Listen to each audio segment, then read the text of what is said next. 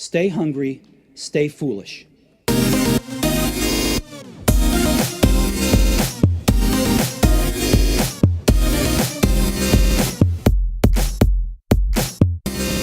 So now on the Innovation Show, it gives me great pleasure to welcome authors of The Mindful Entrepreneur, Joel Gershman, Howard Finger, and in the absence, Arya Goldman.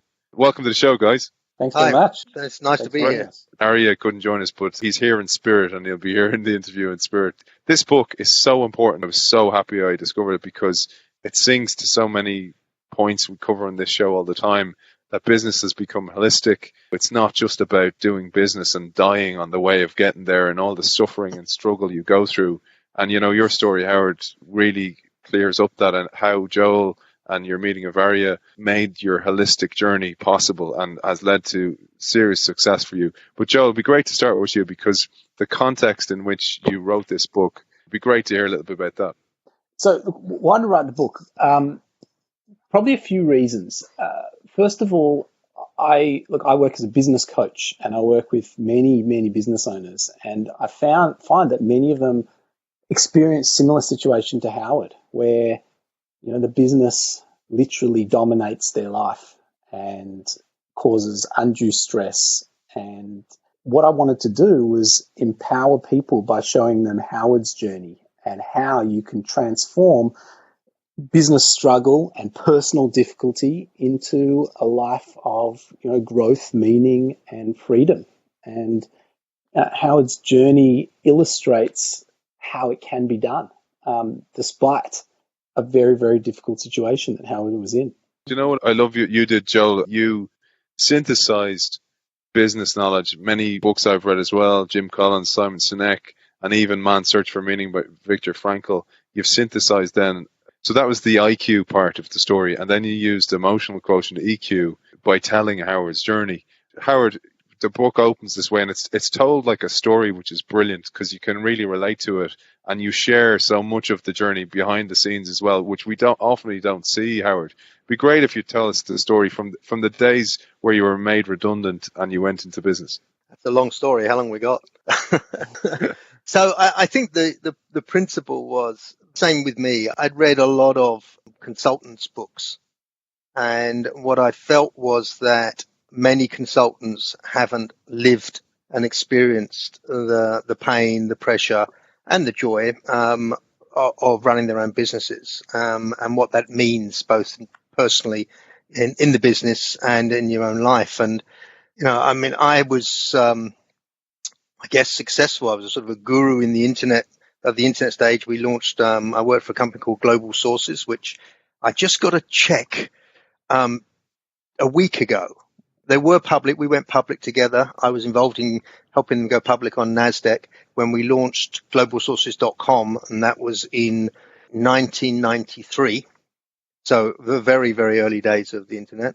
And they've just gone private. Blackstone bought them, and I got a check, totally out of surprise, for a few shares that I'd still had hanging around there for some reason, which was a very, very nice one, man. Surprise.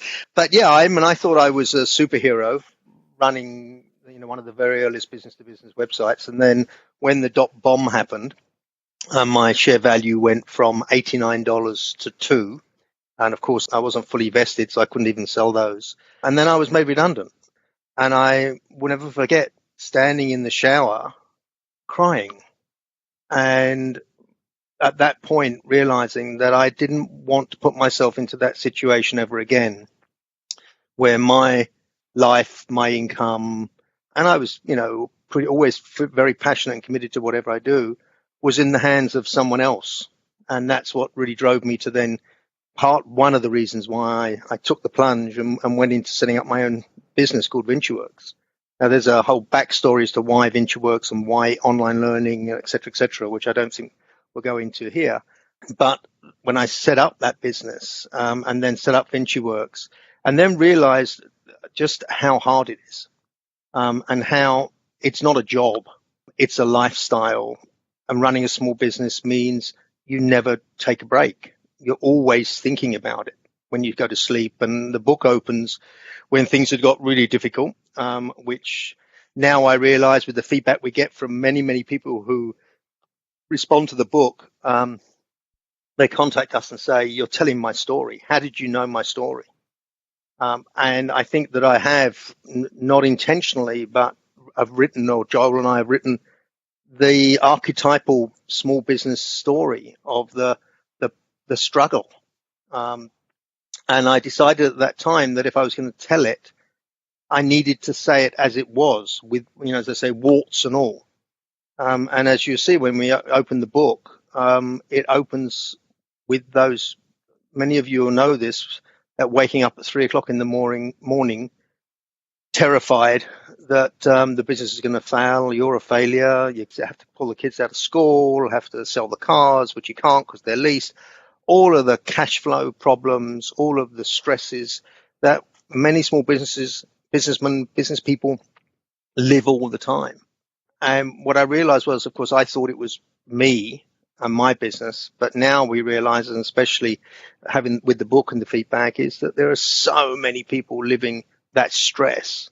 And I think, as you said before, the thing that Joel brought to me, the recognition, is that your business life and your personal life are actually one. They're intrinsically entwined. And although we all know it, until you actually talk it through and recognize the impact, you cannot be as effective as at work if you're not happy at home. And similarly, you can't be as engaged and available and loving and compassionate and sensitive at home when you're under massive stress in the business. And so you have to recognize that you've got to deal with both at the same time if you're going to succeed in both, right, and achieve a level of happiness, fulfillment, and, as we say on the book, stay sane. What really resonated, Howard, was I know so many people through this show and through my professional work that have gone through this, and so many of them, I felt for them at Christmas time, because people go into Christmas and they have their holidays and they getting paid and they're able to buy their presents for their kids. Meanwhile, so many entrepreneurs and people who have done what you did are struggling. They're wondering, can they afford Christmas presents? There is no holidays for them. And that really resonated with me, was one thing. But the other thing was, you talked about the state of one's business and the state of one's mind are so interconnected. It reminded me of this Emerson quote, which is, every institution is lengthened by the shadow of a single man or woman. His character or her character determines the character of the organization. But also, that shadow goes into the home place as well. And the fact that you dealt with that holistically. And Joel, it'd be great to talk to you now about how you met Howard and how you came into the story, and you do this brilliantly in the book, but it'd be great to hear from you yourself. Yeah, sure. So Howard and I were actually acquaintances before I started working with him, but I actually needed an office space, and I heard that he had some spare space in his office, and one day I literally knocked on the door, and it so happened that he was in the middle of his cash flow crisis at that point, and I said to him, "Look, can I have an office space?" And we got talking, and I mentioned that I work as a business coach, and he said, "Well, why don't we do a bit of quid pro quo? Why don't you give me some coaching? I could probably do with some coaching right now, and I'll give you my office space." And that's exactly what we did.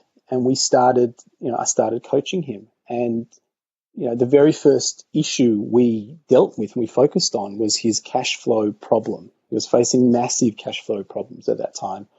And the book goes into more detail around exactly what it was. But it's probably worth mentioning that, I asked him the question, why is it that you have this cash flow problem?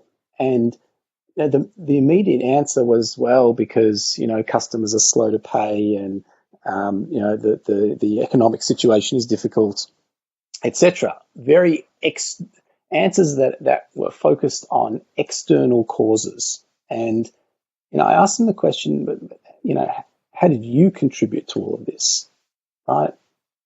How are you impacting this decision? And we realized that, to be honest, he didn't really have a system for collecting money from customers. He hadn't really thought about it. And it wasn't until we started identifying that as a key area of focus and he started taking ownership for how he collected money. He developed a system, a step-by-step process for how to do it, that he was able to start to make a dent in his cash flow issue, and he was able to bring in a significant amount of money. And we then, as a result of that, he recognized the impact of systemizing his business. And we spent the next few months and even years working together to systemize other parts of his business and get it working and get it back on track. What Joel says is exactly as it is. However, from the businessman's perspective, it's much simpler in that I didn't actually chase the money, right? I had invoices due, but I didn't know exactly which ones were due, how old they were. I hadn't have a process to phone up a client and say, will you pay? I didn't think you could actually phone up a client and say, hey, I sent the invoice, would you pay it? I just it wasn't even part of my process, as he says, right? So obvious in retrospect. And everybody goes, what do you mean? How could you not? But because you're so busy putting out fires and doing everything else that you don't think about the process of collecting the money that you're due. The only thing I did was send out an invoice and hoped it came in. And I think that when Joel says take ownership, it was recognizing that I was equally responsible for the invoices not being paid on a timely basis. In fact, more responsible than my clients were. And when I started to actually put a process in place and had clients called up and said, would you pay the bill? They went, oh, thank you so much for calling. I meant to get to that. It's been sitting on my bloody desk for months. I should have done it. Thank you so much. And I realized that, just by having a simple process in place that we knew this is what happens after you send out an invoice. A month goes by, then you call, then you send an email, and suddenly that simple change shifted so much that it then made me recognize the value in applying that across my business. And that is what fundamentally, as Joel says, has shifted. And is the difference between running a large business and a small business, but the small businesses just don't apply it. And this is connected to this idea of mindfulness, at least in the way we describe it. So when we talk about mindfulness, we're not necessarily talking about mindfulness meditation or some other psychological practice, which, by the way, may have some value. But we use the word a bit more generically, and we're referring to being more deliberate, more intentional, and more purposeful about how you run your business and also how you live your life. And that's really what Howard started to do. He started to become deliberate, intentional, taking responsibility for how the different processes in his business ran. And that's when he started to see significant change. And by the way, he did that as well in the rest of his life, not just in his business. And that was one of the things that REA really helped him do. Brilliant. And, one of the things you say in the book several times, and Howard realizes, is that you need to work on the business and not in the business. And that's what happens. You end up in the weeds and you're not up in the helicopter seeing what's going on. And you call out this, Joel, in the book, is you have to, as an entrepreneur, balance three roles: the technician, the manager, and the entrepreneur. It'd be great to hear a little bit about that. Yeah, absolutely. And look, to give credit where credit's due, that's a classic formulation that Michael Gerber, the author of the E-Myth Revisited, came up with. He said that every business owner really has to wear three hats. Right? On one level, they're the technician, the person doing the day-to-day operations of the work, fulfilling customers' needs, whatever that business is. But there also need to be a manager. That means they need to make sure that others in the business are effectively doing what they need to do. And finally, they need to be an entrepreneur, which means they need to take that step back, think strategically about how to improve the business, how to grow the business, how to make it run more effectively, more efficiently, etc. And what often happens is that most business owners are technicians by nature. In other words, they're really good at the day-to-day work of the business. For example, they might be a great plumber or a great electrician or a great doctor or a great dentist, but they don't necessarily have the management and entrepreneurial skills necessary to truly grow a business. If you're spending all your time on the technical work and not on the managerial and especially the entrepreneurial, it's going to be very, very difficult to grow an effective business. And that's really the shift that Howard made from a technician and part-time manager into someone who is spending much more time managing the business effectively, pulling himself out of some of the technical day-to-day work and focusing on the entrepreneurial side, which really has enabled him to grow the business. And Howard and I had a conversation literally yesterday, I think it was, where Howard, you can confirm this, I think you've been doing over 30% growth for the last 3 years straight. Is that right? That's right. 33% in 2017. Such a far place from sitting on the side of the bed, wondering, can you take your kids out of school? Like, it's nuts. No, and I think that what I just want to say is that there's the great analogy for that, which I didn't get into. And again, this was Gerber, right? What Joel's saying is that you meet many people who say they're great bakers, they make amazing cupcakes, and so they decide they want to go into the cupcake making business. They want to open a bakery. Well, running a bakery has nothing to do, or very, very little to do, with actually making cupcakes. And what you end up finding in the business, which is the frustration of it, is that you have a passion around making cupcakes. Well, you rarely spend much time making cupcakes. You've got to find a lease. You've got to negotiate the shop. You've got to manage people. You've got to do the accounts. You've got to do there's so much around the business that you need to do that has nothing to do with making cupcakes. Right? And it's actually frustrating, and you have to get clear that you want to be an entrepreneur, that you want to run and grow a business. That's the job, not making cupcakes.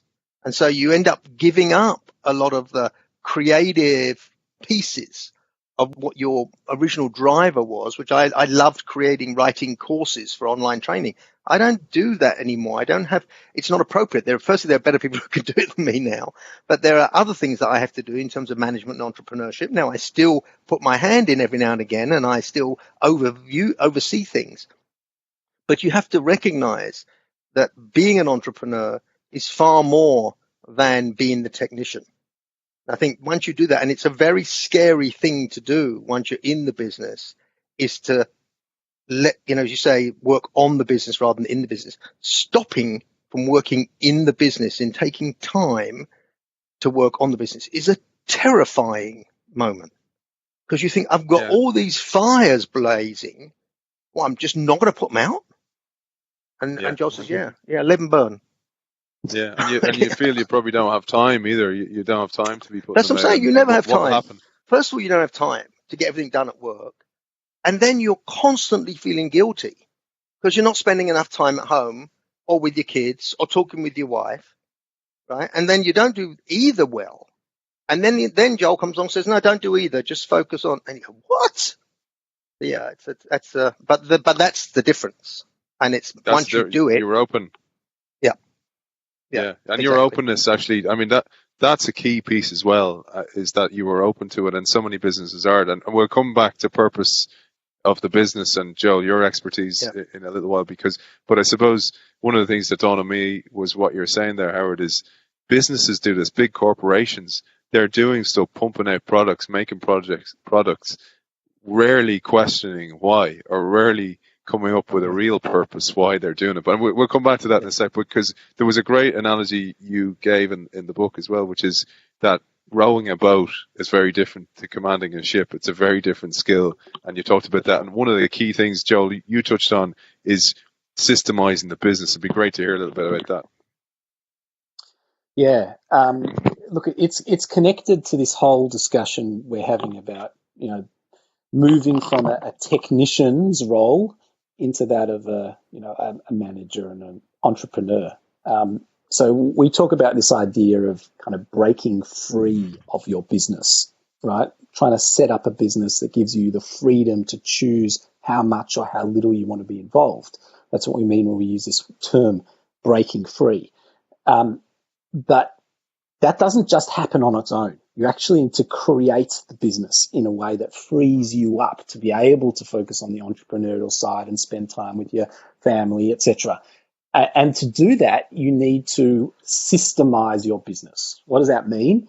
That means create documented step-by-step systems or processes for the core tasks in your business. And that way you can delegate the tasks to others with confidence that they'll be done, effectively and efficiently every time, which then frees up your own time. The example that I often give is that research suggests that franchise businesses are significantly more successful than other startup businesses. And you might ask why, right? So, I often use the example of McDonald's. They're the classic franchise. So whether or not you like McDonald's burgers, it's very difficult to deny that the vast majority of McDonald's stores are enormously successful. I haven't seen the figures over the last year or so, but a year or so ago, the average McDonald's store made somewhere around $2.3 million in sales, no matter where it's, no matter who runs it, no matter where it's located. And the reason is that it's been set up so that it's virtually impossible to fail. They have tried and tested systems for literally everything, from making burgers through to marketing, recruiting, bookkeeping, you name it. And it's why they can have 15-year-olds serving and a 19-year-old managing the place, because you simply turn a key and it runs. And what I find and what Howard experienced is that when business owners bring that kind of systemization to their businesses, they can create they can first of all create an operation that runs smoothly and efficiently, but critically, they can create an organization that runs smoothly and efficiently without them, which obviously creates the freedom that we've just been talking about. From your perspective, Howard, one of the things that dawned on me as well was that you did a basically barter here. I work in transformation, and I know how frustrating it is often when you see how much value you can bring to a company if they get up in that helicopter and they look down and they systemize it and they look at it from new lenses. But it can be so frustrating because business owners are so busy in the business that they don't even see the value in that. But Howard, you somehow did, but then you also embraced it. Well, I'd like to think, it's very funny. I was listening to Joel talk about how that first meeting in her office, and I think I put it in the book, is that when he came in, he said, first of all, recognize when he says office, it was a large room. Okay. So I had an extra desk in a large room. So, and when he came in and said, there's something else you could help me with, because that's what he came in and said, look, I want this desk, blah, blah, I need something to say. And I said, okay, great. And then he said, there's something else you can help me with. And my heart sank right into my stomach. I thought, oh, please don't ask me for money. Right. I thought he was going to ask me for a loan. Right. And I was right in the middle of this cash flow crisis, trying to sort stuff out. And then he said, no, he said, I want to try and take my own consulting business online. And you've got experience of working on the internet. And I wonder if you could help me do that. And I said, because the thought of me finding the couple of $100 or whatever it is, $1,000 a month to pay for the training or the consulting seemed impossible. Right. I didn't see that I could find an extra, $1,000 a month to pay for something. So I didn't have the money. And I said, look, I'm happy to help, but, can we barter it? Because I knew that I was failing. Right. And I think that's a critical recognition that many people refuse to make until it's too late. And I knew that, I've been doing this for a while now, for several years. Right. And I wasn't getting what I wanted out of the business. Reason I went into that, set up my own business, said before, because I wanted the freedom that no one was going to fire me ever again. Well, the way things were going, not only didn't I have the freedom, I didn't know I was going to survive. I couldn't pay my bills. I didn't have any of the stuff, that freedom, the money, the choice, everything that one sets one up, set up their own business. Why do you set up your own business? Because you want those things. And I wasn't getting them. And what I recognized was, and today I recognize, is that very few small business people have what they set out to achieve.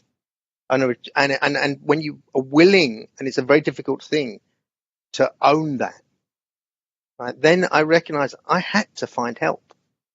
I wasn't doing it on my own, and the ego is a dangerous, dangerous thing. And I'm certainly not lacking in ego, but the ability to step back and say, no, I need help. I don't know the way out of this. And that's true. You see this now in depression and in dependencies and everything. And I think that's one of the massive, and people see it as a negative, and it's not. It's a strength, right? To be willing to own the fact that there are people who can give you what you don't have, and you aren't expected to have it all, but we think we are. We think we should be able to do it all on our own, and it's really, some people can. There are some people, or they're lucky, right? And if you're not lucky, then you need help, and willing to ask for it, and then it's recognizing, which takes us on to the next piece, Aidan, which is recognizing when those opportunities are offered to you for help, for assistance. That's a big breakthrough.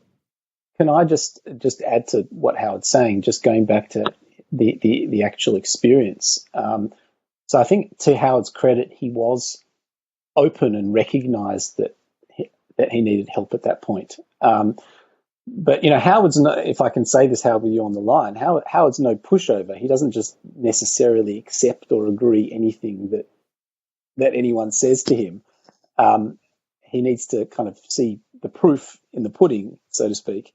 And I remember when I first talked to him about this idea of systemization, he said, well, yeah, it kind of makes sense in theory, but, I don't know if I accept this yet until I see proof. And it wasn't until we actually implemented that very first collection system that we talked about earlier.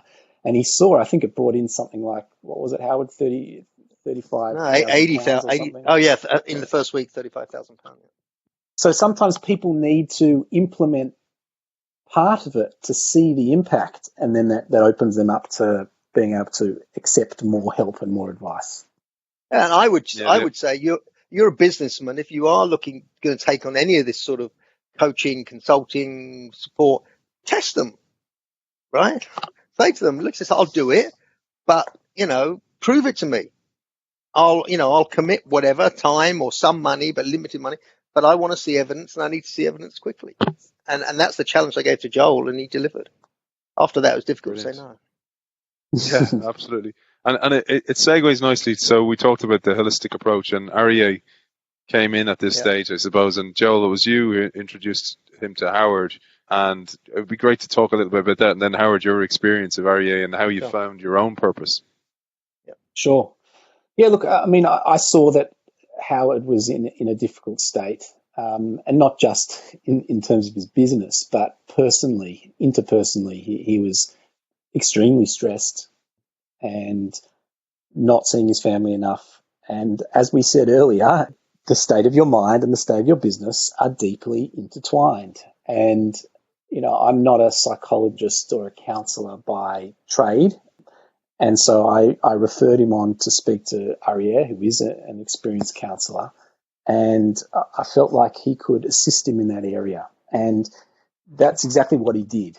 The very first thing he did with him was help him really clarify his values, what was really important to him. In the book, we call this your core purpose, but it's really about what is important to you in life. And the immediate concern that Howard had was more cash. And of course, cash was important to Howard. There's no question about that. But in reality, cash itself wasn't going to be enough to make him happy. He had other critical values, which he can talk about further in a moment. And it wasn't until he started identifying those and saying, this is what's really important to me in life, and how do I make sure that I'm actually living those values and expressing those values in the business and outside the business. And then he started taking steps to do that. Like, just to give one or two small examples, Howard identified, his family as really, really critical to him, and the family relationships. And yet at the same time recognize that he was spending, I think it was, Howard, was it 200 days out of the year away Yeah. overseas? Yeah. It was about something like 200 days. So, the vast majority of the year was not spent with his family, even though he loved his family and wanted to spend time with them. And so he started making some commitments to rectifying that. And ironically, not only did that make him happier and his family relationship stronger, but it actually helps him with his business because he's feeling more balanced, better able to cope. That was just one example. But Howard, you might want to add to that. I think what's most important is that the core purpose statement, which was the process that Aria first took me through to, and as Joel says, I'm not a pushover. I'm very cynical, right, around most things, and I was very clear with Aria that I didn't need a counselor, a psychiatrist. I wasn't willing to lie on the couch and talk about my mother and how to hating my mother and all that sort of stuff. Mother-in-law.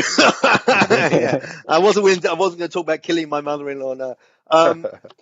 But he was very, very, very focused and very commercial within the context of my personal life. And there's a great exercise which you can do. It's in the book, and there's templates and everything else that come with it. And so around creating your core purpose statement. What is it that I and that other people, what do I really want? What really drives me? Because as I said before, setting up your own business, one of the drivers was that independence, right? Not wanting to have my life dependent on someone else's decision, right? The other was having a certain amount of money, a certain lifestyle, right? That I thought would be part of making me happy. Freedom, meaning. These things, they're all relevant. If you go into business and your sole intention is to make money, you probably won't, right? What you need to, because it's what you look at any of these very, very successful people, right? They're focused on something, on a purpose. The money is a side effect. And if you focus on the money, you don't generally make the money. It's when you focus on the core purpose, the money just comes. I know you've heard this before, but it's so true.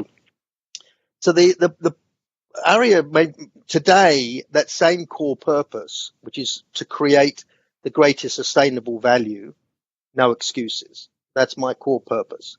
That is absolutely equally as true today as it was 5 years ago or 4 years ago when we did it, when we wrote it. And more importantly, what it gives me is it gives me something to judge against where I am. Am I on the right path? And it's right down to individual decisions. Do I want to go into develop this product? Do we want to go into this market?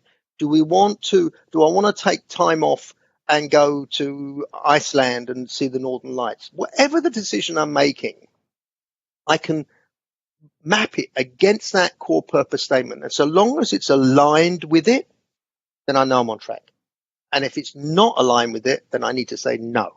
However attractive it might be for other reasons. And that takes the pressure off. It's suddenly like, I can relax because I've got a guide, a personal internal guide of words that are clear, that help me keep online. And it works. It's working. So that I think is that's the whole core purpose of life is, what do you need to make you happy and fulfilled, right? And it's different for everybody else. For everybody. And this piece, I think, was really important because it's not just about having a purpose for the business, which is Joel's expertise, but it was also Aria's. What's your core purpose? And there's one thing I'd like to talk about, Howard, because I think this is really important.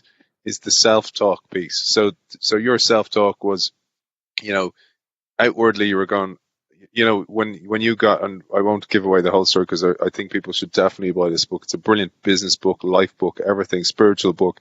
But when you were almost ousted from the business, and this is a nice twist in the story, you started to look at yourself and kind of going, I'm not good enough. And that was your inner child, your bullied child from school that was coming through. It'd be great to hear a bit about that, because this is something I think so many people suffer from and they identify with, but they don't know that's what they're identifying with. Yeah. I think it's so prevalent. I'm always astonished about how everybody is still their little child, right? And we still live from that place if we allow ourselves to. It really was a matter of Arya saying to me, me phoning him up and saying, it's not working. I've been ambushed. I've been kicked out of my own business. And he said, well, why has that happened? And I said, because I'm a failure, because I'm not good enough. Right. And they're right. Right. And he said, and then he took me through this process of saying, well, on what basis are you saying that? What's the evidence that you failed? And when you sit back and objectively look at what you have actually achieved, right, that I had a business, it was ongoing, right? I did have a loving family. I did grow something. I did have 100 clients. I was generating revenue. Okay, it wasn't as good as it could be, blah, blah. But I had a lot of things that said I had been very successful in my life within the context of my own conversation. And so the reality was completely different to my inner conversation about who I was. And having a third party to sit with you, I think and have him challenge me on my own internal story and prove to myself that actually it wasn't true. Just to add to what Howard's saying, Arya references a principle called the success principle by Jack Canfield, where he gives a powerful kind of formula, if you like, which is event plus response equals outcome. In other words, he's saying that challenging events like getting kicked out of your company or whatever it is, losing a major client, not doing well in your business, will occur in our lives. We sometimes can't prevent those things from happening. But our emotions, behaviors, and ultimately the outcomes we experience are not simply a result of those events. They're affected by the way we respond to or interpret what has happened. We kind of tell a story about the events in our minds, and it's that story that makes all the difference. And so one of the things Arya did was to help Howard challenge that story, reframe that story, as it's sometimes referred to. And once he started reframing that story, it then opened him up to be able to, one, see himself in a different light, and also think about the opportunities for growth as a result of this event. Because very often when negative events occur in our lives, they can actually spark very positive outcomes if we're willing to look for those positive outcomes in those difficult situations. Yeah, man, brilliant. That reframing is so key, because we all do this. And a couple of shows ago, we had Jeff Chrysler's author of Dollars and Cents, and he talked about this. He's saying that one of the problems in the world is that because in the lack of a measure for things, money becomes a measure, or your car you drive, or your house you drive. We lose view of what wealth could be for you, like you, Howard, with your family becoming really important, spend time with your girls, one-on-one time, etc. That doesn't have a value in the world because everything's measured by money. And that really sung through to me. And it's not the event, because events, shit will always happen, but it's how we react to that is absolute key. So Howard, you dealt with your personal purpose through your work with Arya, and then Joel stepped in. He went, okay, now you've nailed that. You've got a framework to work on that.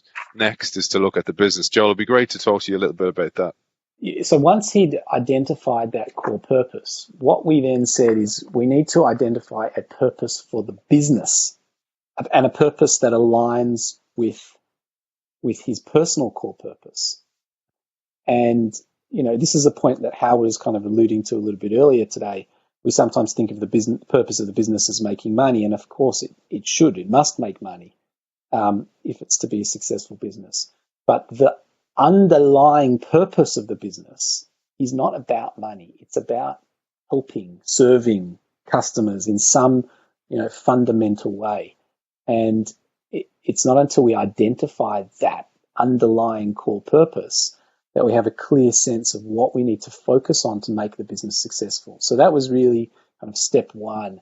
And then we actually built out a full strategic plan for Howard's business. We didn't leave it at just a core purpose. We identified, set some core values that the business needed to adhere to, people in the business needed to adhere to make sure he was able to achieve that purpose.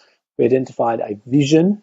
Howard set a really big vision for his business in terms of what he wanted to achieve. Howard, I think, what was it, £10 million revenue for the business. And It was under $1 million at the time. it seemed massive, and it was massive from where he was. I mean, it was 10 times where he was. But what was really interesting, and Howard, you might want to talk to this, is the idea of setting a ambitious vision forces you to think differently about your business and about how you're going to achieve that vision. Howard, I think we all realized pretty quickly that you were never going to achieve $10 million by just growing organically. Even if you grew, bit by bit, step by step, and you were going well, you still weren't going to hit that amount. You needed to think fundamentally differently about how you're going to grow your business to achieve that. And that's when you started thinking about acquisitions and other things. And it's really driven you to achieve a level of growth you probably wouldn't have achieved otherwise. Is that fair to say, Howard? Yeah, absolutely. I think it's the same thing as you say when it goes back to working on the business as opposed to in the business.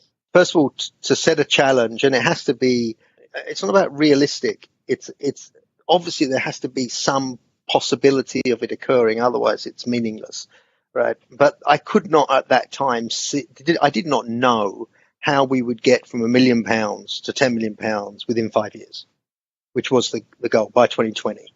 Right. And that was in 2015. I didn't know how I was going to do that. But if things grew and if we got products and if we expanded the market and if, there was a potential I could get there. But what it also said was, okay, whilst I'm trying to get there organically, right, I've got this goal. So what are the alternative and other options that come up? And so suddenly when I'd be in conversations with people, that would be in the back of my mind. And, I went for lunch with a lady, again, I won't mention names here, but who I'd known for 10 years, and she had a related business which was in America.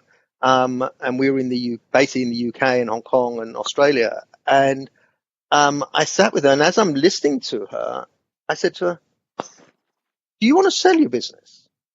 And she said, well, actually, yeah, why?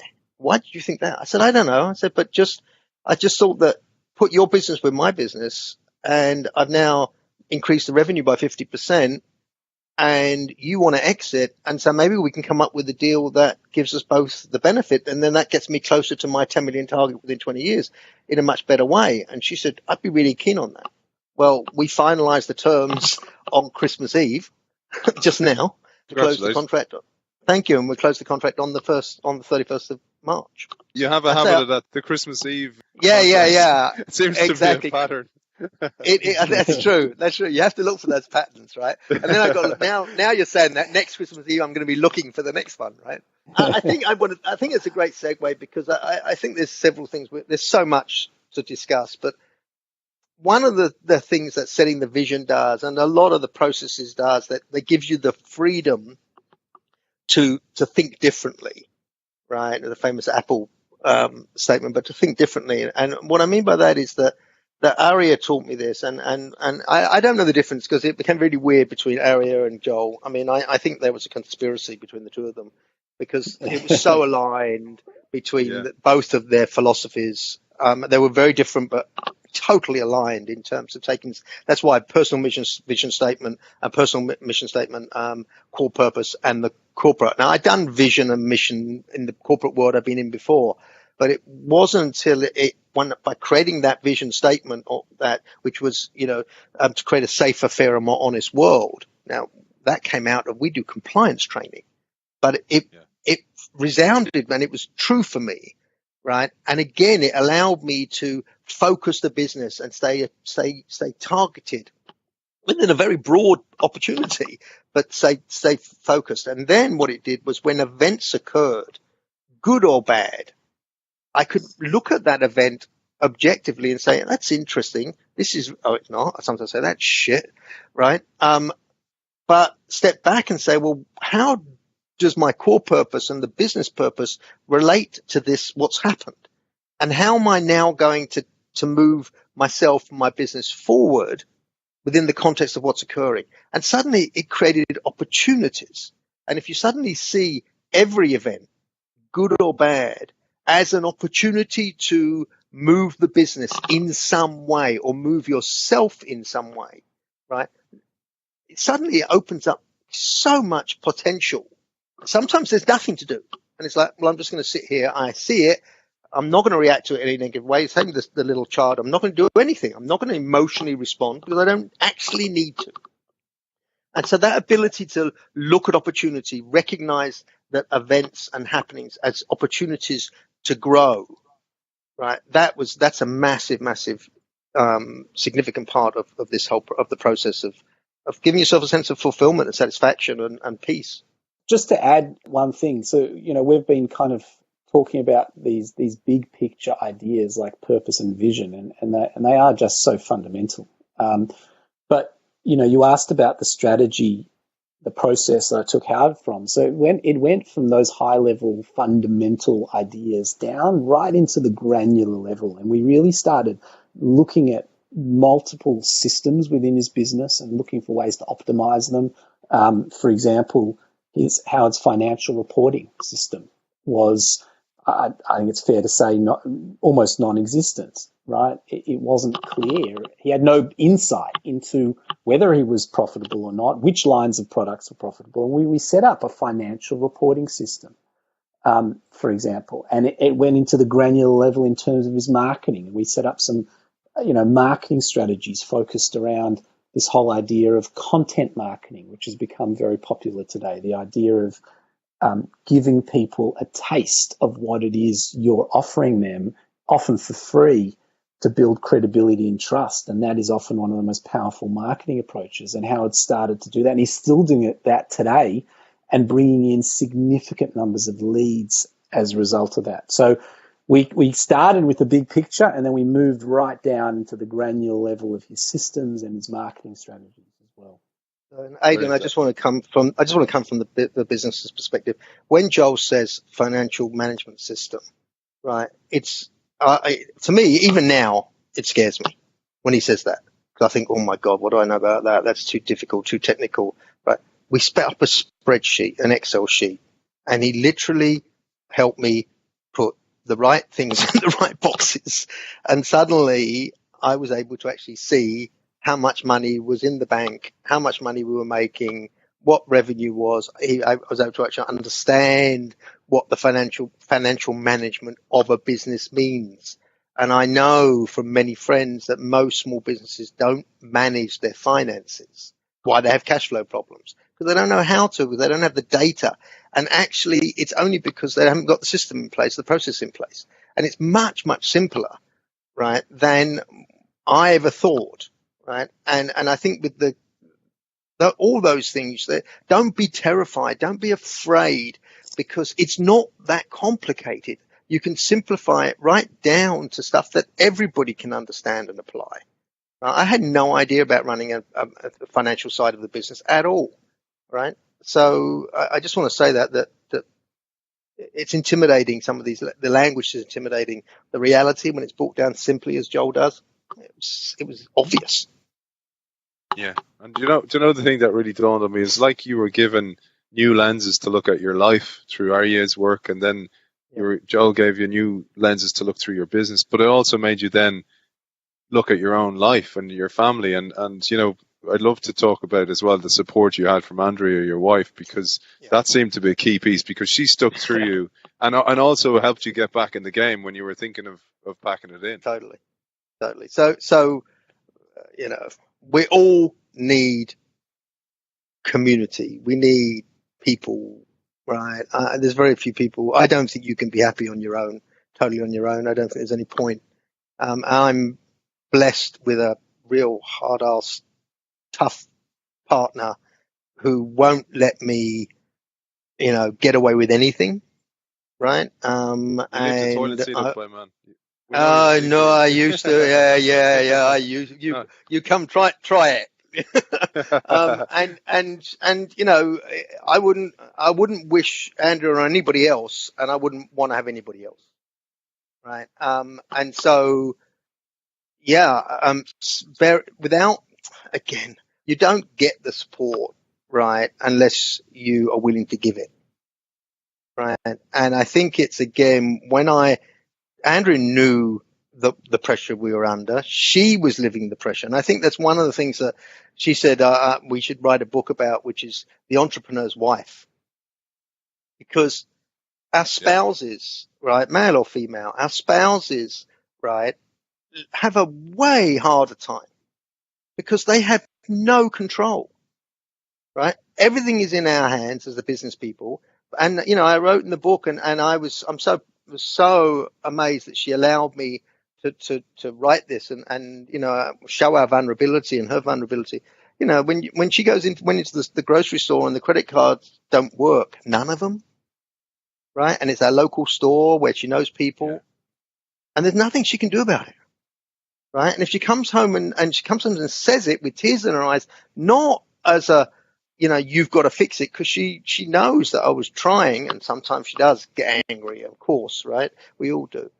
But, you know, that recognition that our spouses have, you know, more pain or as much pain in the process and have to handle the pressure, right, of us not being around because we're working all the time, of there not being, especially in the startup environment, there's no money, right? You're not got income, you've got all the pressures, and they're living it and they can't do much about it, right?